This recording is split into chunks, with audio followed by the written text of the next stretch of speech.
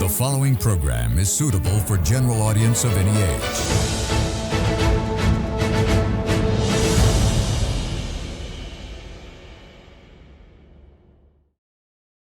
The following program contains opinions of the participants and does not reflect the views and beliefs of the Derana Media Network. The network believes in a safe space for all ideas to be expressed without any censorship and on its duty to create such a platform for free speech. Viewer discretion is strictly advised.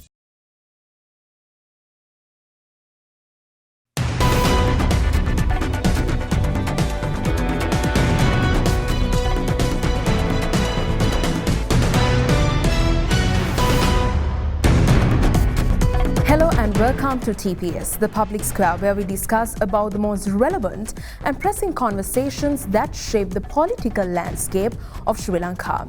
And tonight we are going to focus about the most discussed topic, yet which has not brought about any sort of resolvement. And that is about a long-delayed provincial council elections. So to discuss about this topic, I have with me Mr. Rehan Jayawickrema from the Samaki Jana Balawegaya. Welcome you to today's program. Thank you very much. Thanks. And also towards my left, I have Mr. Akalanka Serasinghe representing the National People's Power. Welcome you as well. Thank you. All right, gentlemen. Now, when it comes to today's context of discussing about the provincial council elections, I believe it has been 6 years where we have not yet have had a provincial election. So this has been something concerning about the democracy of Sri Lanka. So in that thought, what do you think, Mr. Rehan, when it comes to the successive governments up until the NPP government came into power? Why do you think it has not been a concern to look up to? First of all, thank you very much for having me on this show. It's the first time that I'm being here. So I think getting back to your question, we must first ask ourselves how this provincial council system first came into play and what were the reasons behind the formation of the provincial councils. Now, I think a major reason for that was because of the ethnic issues that we had. India sort of, it was one of their conditions that we need to have the provincial council election. So that was, I think, in 1988 or 1989, where we had the first provincial council elections. Now, the provincial council election alone, I'm not going to answer that, but I'm just going to go into the system for you. Now, one of the hallmark traits in the provincial council system was supposed to be the 13th Amendment. Right. The 13th Amendment was supposed to be one of the main reasons why India wanted us to have the provincial council system in order to give the more powers to the North and the East. Over time, no successive government really implemented the 13th Amendment. So basically, there is something called the 13th Amendment. The 13th Amendment is in the Constitution, but successive rulers have not implemented the 13th Amendment, saying that it's because of national security and etc., etc. So now taking that into consideration, it has been 6 years since the provincial council elections were being delayed. But then again, why is that? It's obviously because the successive governments that were delaying this election didn't see a reason as to why they should be having a provincial council election even. Now, they didn't do the same thing with the local government election. The local government election got delayed by about 2 years in 2015, I think, to about 2017. But 2018, they did have the local government election. But the provincial council election, for some reason, they keep on delaying it. I believe, personally, that the main reason for that is because I see the provincial council, all provincial councils in Sri Lanka being white elephants. Okay. Because I don't see the point of having the provincial councils and the local government bodies, because it's essentially the same thing. The local government authorities are supposed to look out for the well-beings of a town or a city, where a provincial council is also supposed to monitor the different local government bodies around the country. So my perspective is that if we have to choose either, whether we want the local government or whether we want provincial council. Without the 13th Amendment, there is no point in really having the provincial council system as well if it's not going to bring lasting peace to the north and east. Now, if by any reason the Tamil parties also agree that it's going to bring a lasting solution and the 13th Amendment is the only way that there'll be a lasting solution to this country, I think then we can discuss it. And also, when it comes to the fact, now this government is a government that came into power saying that they were not going to delay elections. They said they are going to have back-to-back elections when it comes to the provincial council elections as well. However, they have not even made it a clear stance as to what they want to do with the 30th Amendment. Yes, I believe I'll take it from there actually, because now that was actually a good point where you all came into power with the promise that you won't delay elections, because the local government elections came properly right after the president election, and people were very much happy, positive about, okay, you all are keeping up to your word. But then again, now the provincial elections have been delayed, and people are having mixed signals from your government as to, are you all going to have this immediately, or what is the reason for you to delay? So in your context, why is the NPP government pushing this further away? Well, as Rehan pointed out, in our policy paper also, Thriving Nation and Beautiful Life, we have mentioned that we are not going to delay any election, and we are hoping to bring up the election within 1 year after we came, from the day we came into power. So it was specially pointed out in our 4th chapter of Thriving Nation and Beautiful Life. As we promised, we had managed to bring up the local government election in 2025, mid of 2025. We have adopted the first past the post system for 60% and 40%. It's a mixed kind of electoral system. We adopted that, and also we, without a delay, we have proceed with the election. And also there are pros and cons as well, because sometimes there are some provincial councils that although we were in the, we got the majority votes, we won't be we were in a difficulty to establish ourselves as a ruling party in that particular local government, in that particular municipal council or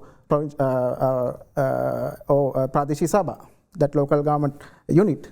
So as the Rehan pointed out, yes, what is the importance of the provincial council, the body of the provincial council? Well, we have to go back to 1987, where the Indo-Lanka Accord, the Indo-Lanka agreement, which was made by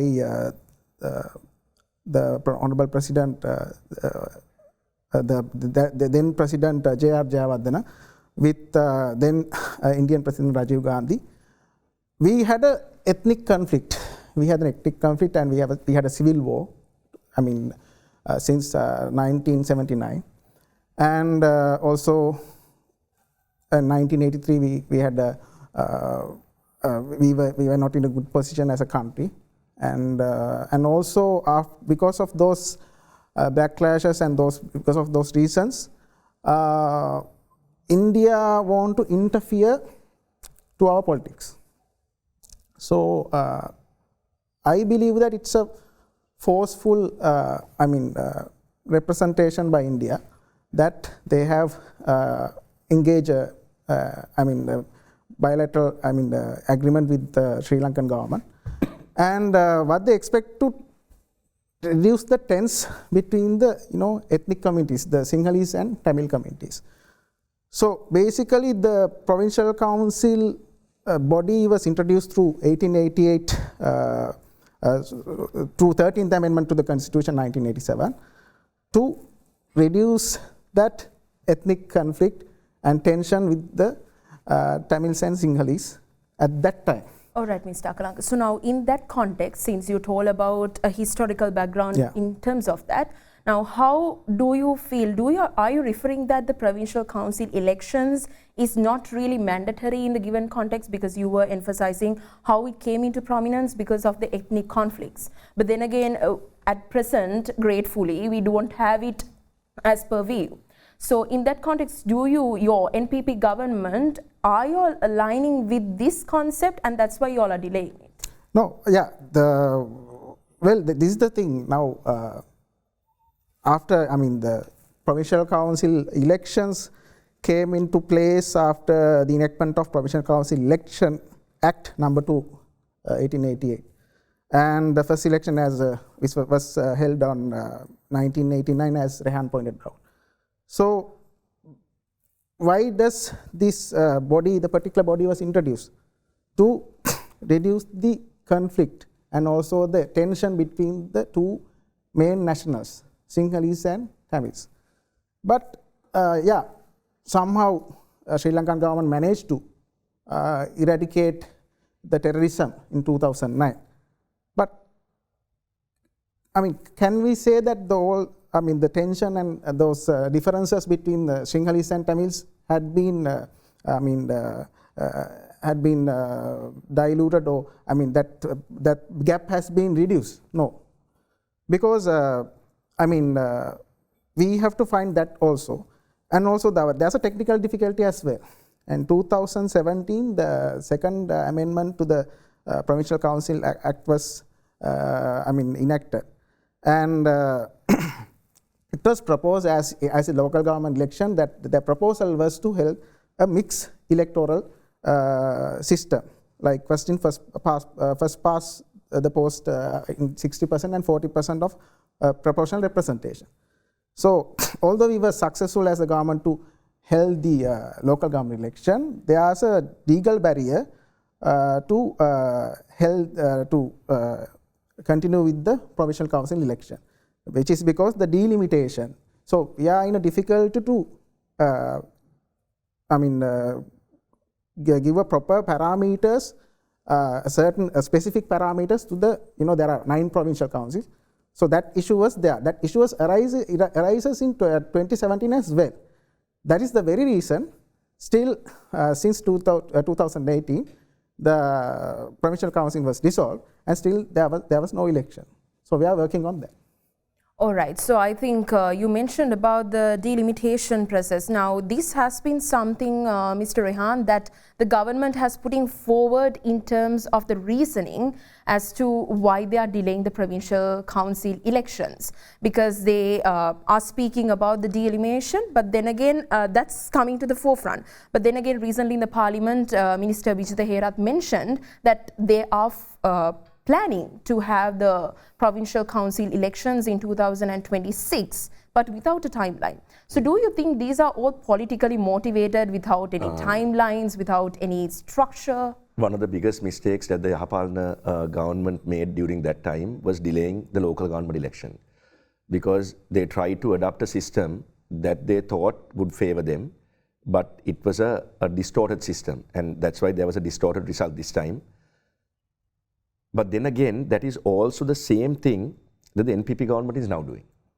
They are using the same excuse of delimitation that the Yahapalana Anduwa used. That's also because I think it's understandable from the opinion of that party, because that party is not electorally doing as well as they did when the president won. Right. Or after the general election, not when the president won. The president won with, I think, 43 or 44%, but the general election, they got a huge vote. So that vote, when you compare the votes that they got at the general election to that of the local government election, there was a huge number that was missing. That's because there were many issues that their government was facing. Most of them could have been teething issues. Nowadays, it's much more serious than that. I won't get into that because the topic is provincial council.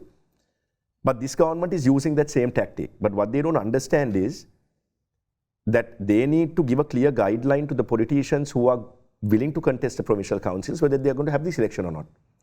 Because it's very unfair. This current system that's in Sri Lanka is only the rulers know when the elections are supposed to be. But if you look at countries like the United States or any other country, any other developed country, the constitution says which, the time frame of which elections should be held. And you have to have the elections on that day. You cannot delay elections. But when you look at successive back-to-back governments, they have been making it a point to delay elections. We can't be accused of that in the Samagi Jana Balawega, because obviously we are a new party and we haven't had the chance to govern yet. But if the NPP continue to delay the provincial council elections, what are people going to think? People are not going to have the same faith that they did in the NPP. And that's going to be a huge black mark on their government. So what I wish the government would do is stop following the footsteps of your predecessor. You have been given a Herculean task of building this country. You have been given a mandate by the people. So all you have to do is follow that mandate, and what is in the manifesto that my learned friend just mentioned, all they have to do is that. Because the moment you try to shift attention away from the manifesto that you shifted from people or you presented to the people, then the people are going to see you in the same light as they have seen other politicians. And also, if you're not happy with the Provincial Council, and if you think that you don't need a Provincial Council, then make that public and abolish the Provincial Council system if that's what you want to do. But don't just leave it hanging in the balance where no one knows what's going to happen. All right, I believe the successive governments, now as Mr. Rehan mentioned, the successive governments has also not actually taken consideration about the Provincial Council elections. But then again, the NPP government came into power with big objectives and also being putting forward the trust of the people. Now in that context, whatever that you all are working around without a proper timeline or a structure feels like that you all lack the transparency and accountability, and this is the sole reason for you all to delay as well. So recently, as I mentioned, Minister Vijay Herath, when the other parties were asking about it, he had a smile. He was just telling that, okay, we are going to have it in 2026. Is this the way you all are going to answer continuously with regards to the Provincial Council elections, or do you all have any plan that we really don't see? Well, as we addressed in our policy paper, we believe as NPP government that the current system, Provincial Council system, is not a strong system, right? And we are not saying that we are. I mean, in recent history, since 1987, after the 13th Amendment passed, especially in Mahinda's regime, I mean, since 2005, and also way back in where the Chandrika Bandaranaike was a president in 1994 till up until 2005, she also tries to bring a new constitution in 1990, which we call package, the different constitution. I mean, that at that point the government tried to repeal the current 1978 constitution and bring back a new constitution. That constitution also, the government tried to expand the powers of the Provincial Council. So the current status of the Provincial Council is still they are not, the powers was not delegated up to the police powers and land powers. So still it just controlling body of the local government election, but unfortunately since 2018 it was not effective. So if we go back to 1994 and 1990s, that Podujana Perumuna government tries to bring up a new constitution, and later on the Mahinda Rajapaksa came into power, and after that Gotabaya Rajapaksa, it goes like that. Lot of politicians and as well as the presidents, they try to say that we want to go to 13++. Without any proper, they have not given any proper reason. What you is mean 13? Amendments to the 13th? Beyond the 13th Amendment. Okay. They try to go beyond the 13th Amendment. They have proposed that they want to go to, they want to delegate more powers, especially to the northern province and northeast province, that two provinces. So, although they were intended to do that, but it was not happen. NPP government, as I think I have mentioned before also, in Pohasat Rata Nidas Divitya, Thriving Nation and Beautiful Life, in our last chapter, we have proposed that we are bringing a new constitution. So, like pointless, just amending, proposing a constitutional amendments, just amending acts, it's pointless. Yes, we have, somehow we have managed to hold a local government election. Yes, recently we are hoping to bring Provincial Council election as well, but we have to negotiate with we have to get rid from this legal barrier as well, as I mentioned before. The 2017 amendment So we have to get out from that legal barrier as well, either to abolish that amendment and bringing up a new amendment and to cover up those errors of the previous amendments. So what we believe is, we as NPP government, we want to strengthen the local government bodies. And also our main aim is to central the local government bodies, and also we are planning to delegate the powers, but we are hoping that the provincial council, the body should be changed, not this current system, to imposing a new body. So that we have mentioned in our policy paper as well. But still it's under discussion. But for that, for the health to continue with the election, what we have to do is we have to we have to bring another amendment, or else we have to repeal the current to 2017 amendment, and we have to rely with the 1988 amendment as well. So then we have to go back to the preferential proportional representation method. All right. So with the delimitation and also the 13th amendment, these two have been more like the balancing powers for the NPP government to actually go forward for a provincial council election. And it is for the people to wait and see if the government is going forward in this concept or promise. Before we discuss about more in detail about the upcoming, or rather the planned out provincial council elections, let's go in for a short commercial break. This is TPS.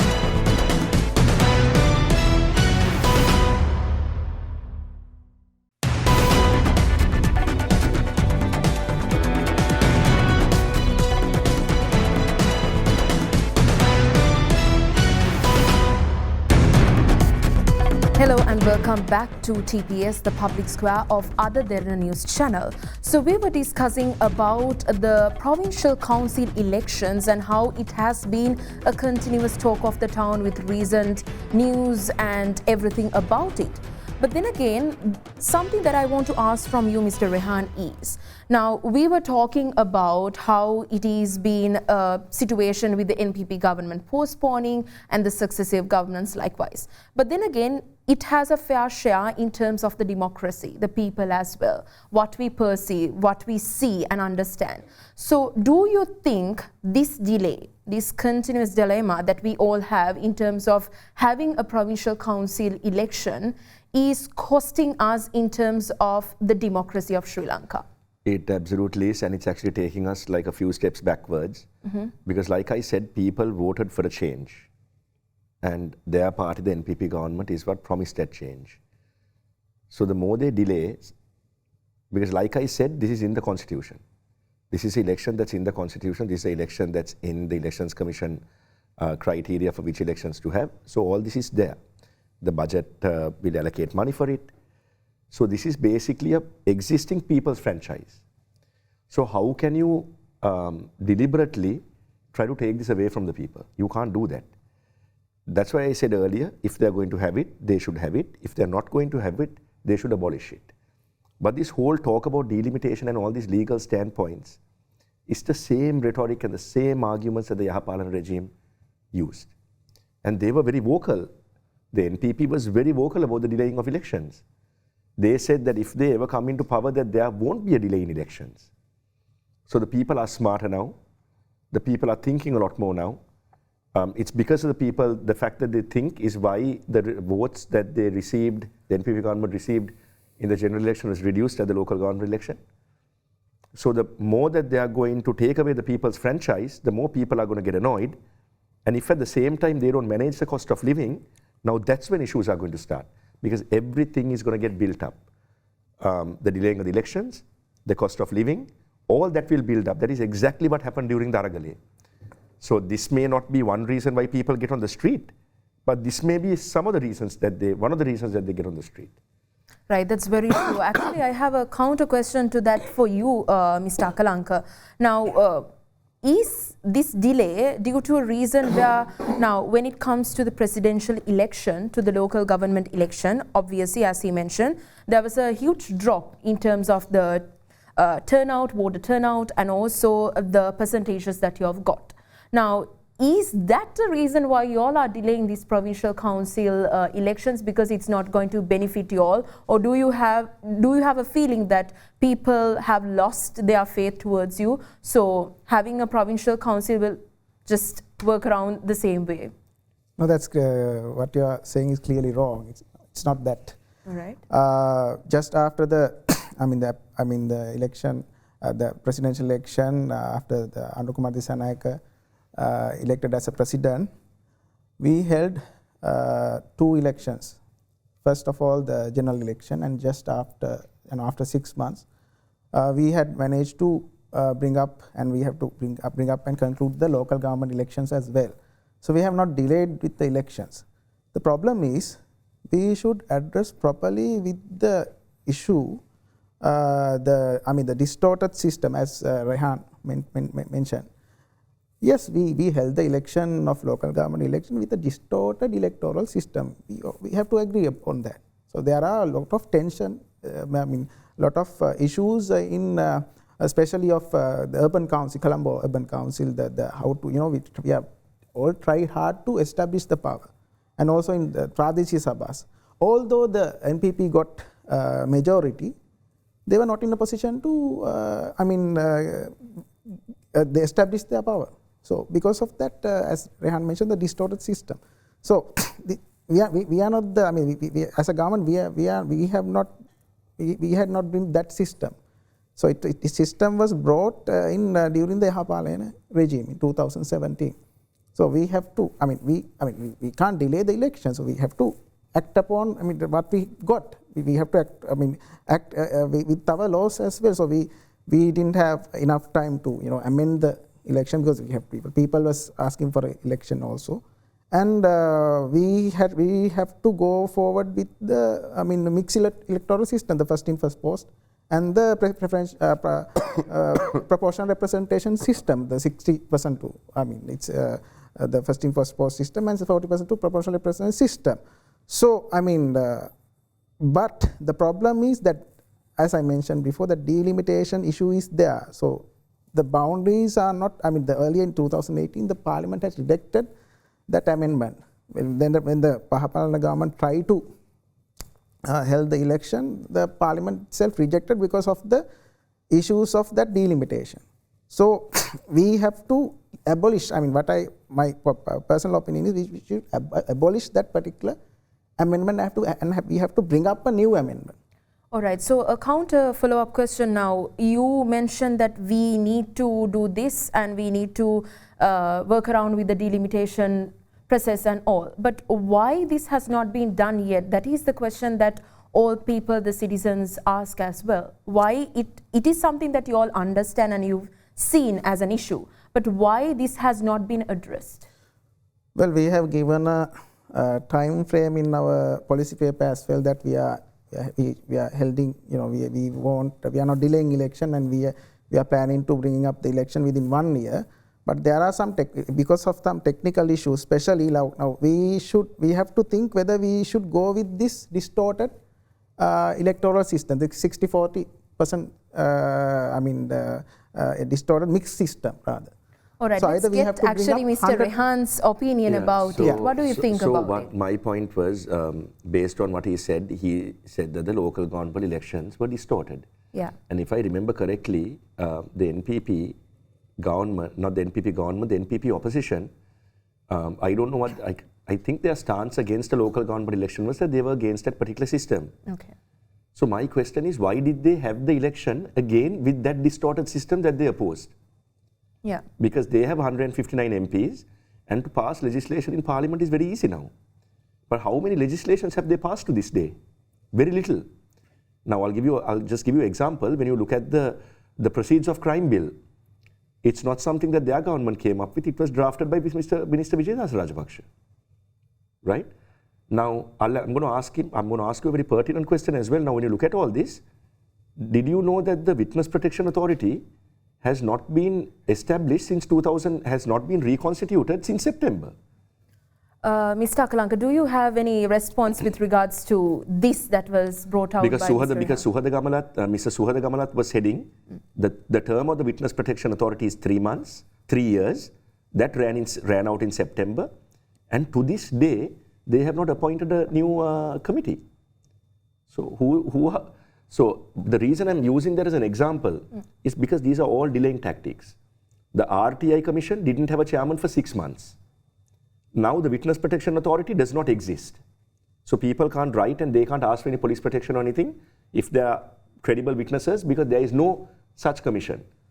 Provincial councils are delayed. This is a clear delay. I mean, we can be from different political parties, but it's a delay. Because what is holding them back? If you're saying delimitation, okay, if you're saying it's distorted, with 159 MPs in Parliament, why is it difficult to pass this legislation? It's not. It's just that the NPP government knows that with the recent happenings in the government, that even though the president's popularity is peaking, the government's popularity is not really peaking. And that is evident in social media by some of the things that the ministers say. I'm not saying him because I haven't seen him say anything extraordinary. I've watched many of his TV shows. He's a pretty okay guy to debate with. But most of his party members, they have different viewpoints from what's happening. So one person will say something. Another minister will say something completely different. The president will say something completely different from what all the others are saying. So my question is, you all delayed the RTI Commission appointments. You all have now delayed the Witness Protection Authority formation. You all have had the local government election, which you all say was on a distorted system. With the same system, you all had it again. And now you all are delaying the provincial council system, saying that that system is distorted. So are you all going to have it or not? And if you are, what's the time period? Yes. What do you have to tell about? Well, as I mentioned in our policy paper, within next year we are going to have the elections, but I can't give you an exact month. Now, because we have to sort out with this amendment as well. Either we should go for 100% first in first post system without like sharing it 60-40 the preferential vote, about preferential representation, proportional representation system and first in first post system. Or else we should abolish this particular amendment to the Provincial Council Act 1988, the number 17 of 2017, and we should go back to the proportional representation system, the old system. But what is the NPP's current stance on the system? Have you all agreed on what system it is, or after 1.5 years you all have not agreed? At the moment, we agreed to go with this current system, but later on we are bringing, as I mentioned before, we are bringing a new constitution and we want to. Okay, so you all are going to go ahead with the provincial councils with the current system which was in place in 2018. Okay, then there shouldn't be an issue with the delimitation, right? Yeah, there's an issue, but we have to sort out the issue first and then we have to. But you all can do that in a parliament vote, right? I mean, parliament can vote with the. But then my question is why? Next year, probably next year. Okay. Why it is being delayed now? You say that you all have a policy paper. Acts that we have passed, recent past, so we'll definitely within now next when year. it comes to the policy paper that you've been constantly mentioning that you all have it in your policy paper. Now, are the people known about this? Do they know about this? It's a concern that we always think about as well. So I believe we can discuss about this right after the break. Now, we've been mentioning or we've been talking about how this has been a delaying process and the internal conflicts plus the delimitation and also the destructuring processes. So let's dig deep into much more about the provincial council elections right after the short commercial break. This is TPS, the public sphere of Other Derana News Channel.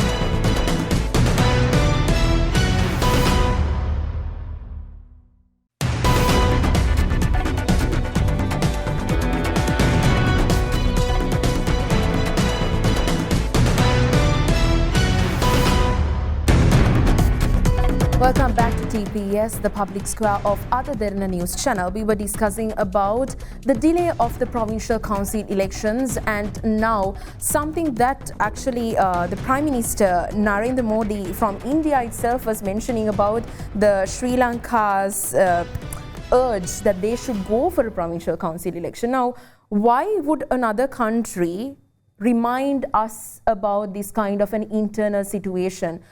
Obviously, they might have their own situations with regards to us having it. But then again, why should an external leader remind us on what we need to do internally? Well, Sri Lanka is an independent country, so we don't want any influence from any superpower countries, right? So we have to decide by our own. Now, if people saying that yes, delaying the provincial council election is the bigger problem they have to solve, and you should bring up, you have to bringing up provincial council election back. Well, yeah, we need to do that, but before that, we have to, get rid of the legal obstacles as well, because there's a way to do that. Because Rehan also pointed out. Still, I am also believe that still this system is distorted system, the new system.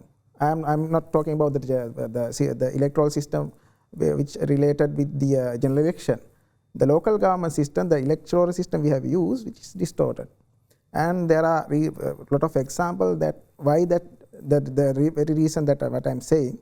There are a lot of examples in urban councils and provincial Pradesh Sabha as well that the NPP, although the NPP got the majority, they are not able to establish their power. So we have to get rid of that tension as well.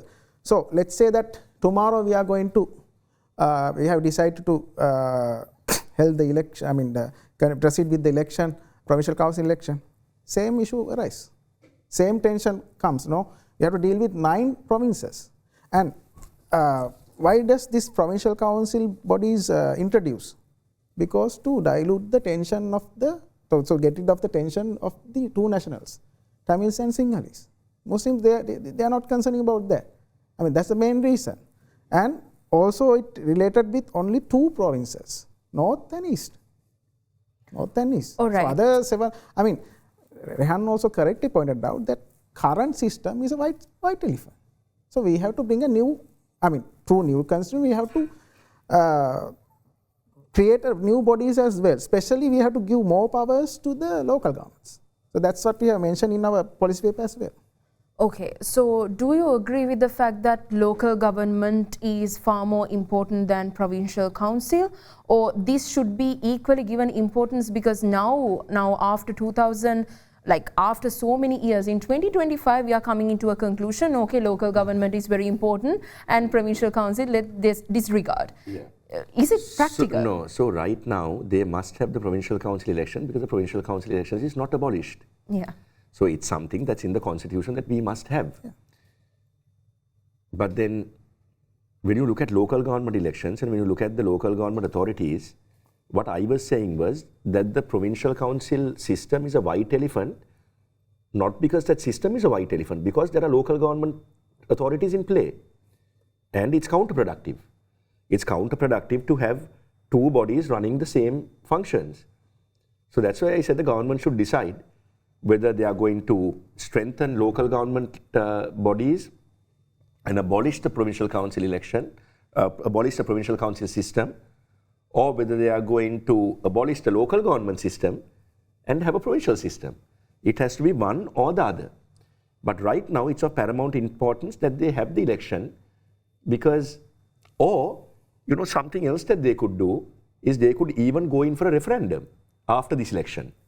They can have this particular provincial council election, and then they can immediately go for a referendum, not immediately, but maybe in about a year, they can go for a referendum and they can ask the people what they feel about the provincial councils with a yes or no answer. Do you believe in the fact that Sri Lanka needs a provincial council election or not? But how can we judge on what the people want if it's the people have given us the power to implement their thoughts and their ideas? So if we can't seem to do that, and if we are stuck on the idea that we can delay whatever elections we want because the previous lot have done it, then I think they are in for a really rude awakening in the future. Very true. Okay, so as a very final remark, Mr. Akalanka, what one thing that we can positively look up to as the NPP government plans out for the provincial council elections? Very short and sweet, I need this. Yeah, now as the Foreign Minister Vijitha Herat pointed out, within next year we are hoping to proceed with the provincial council election. But before that, we have to deal with legal barriers as well. Either we should go with the 2017 amendment, and with we have to go with mixed system. But I personally believe that it's better we should go with the clear system, either the first in first post system 100%, or else proportional representation, not a mixed system. That's what I personally believe. And also the party also believe to, they are not going to go with this amendment. They are planning to bringing up an election within next year, and within that time frame, still we are in a discussion that whether to abolish this current amendment and either to go with the 1988 old act, the proportional representation, or else to bring up a new amendment replacing the earlier, the 2017 amendment. And with that amendment, we are expected to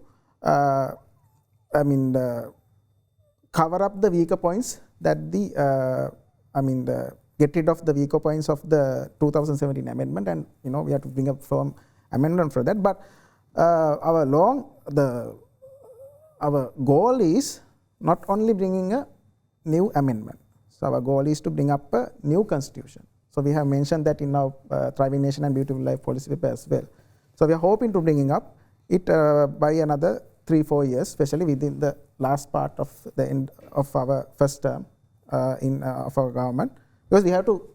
We have to discuss with expertise, people, and we have to draft it properly, and we have to bring up a strong constitution. So it's not a easy thing. Like if you have to get rid of the 1978 constitution, the long, it was being there for like more than almost 50 years now. So we have to bring up a strong constitution. For that, we have to get some, we have to wait another few years.